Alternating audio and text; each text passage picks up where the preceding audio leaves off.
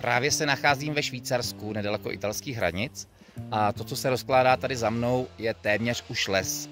Ale původně to nebyl les. Byla to obecní pastvina, která hýřila životem a na které se vyskytovaly a stále naštěstí ještě vyskytují unikátní druhy živočichů a rostlin, které vlastně nežijí nikde jinde na světě. Žije zde třeba speciální forma vřetenušky kozincové s velkými červenými oky, což je takový nápadně zbarvený červenočerný motýlek, který právě tou svou výraznou barvou upozorňuje na to, že je prudce jedovatý.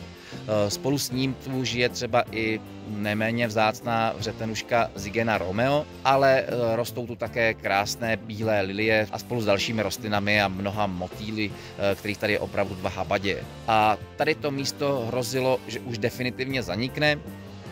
Nám to přišla hrozná škoda, a proto jsme se snažili to tu zachránit. Dneska, jak tady slyšíte za mnou, motorové pily už jedou na plné obrátky a navracíme tady tomu místu jeho někdejší krásu a obnovujeme podmínky pro to, aby ty zvířata tady mohly přežívat i dál.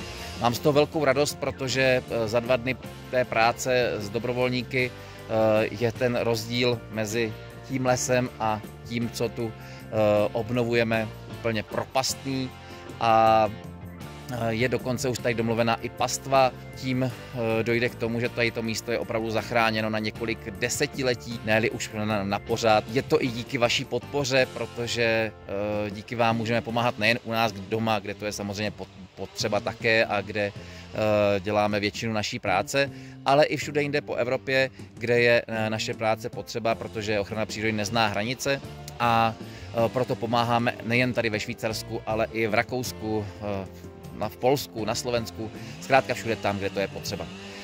Díky, že nám pomáháte a díky, že jste tady u toho s námi, protože se z toho můžete potom snad i jako my velmi radovat. Tak ahoj.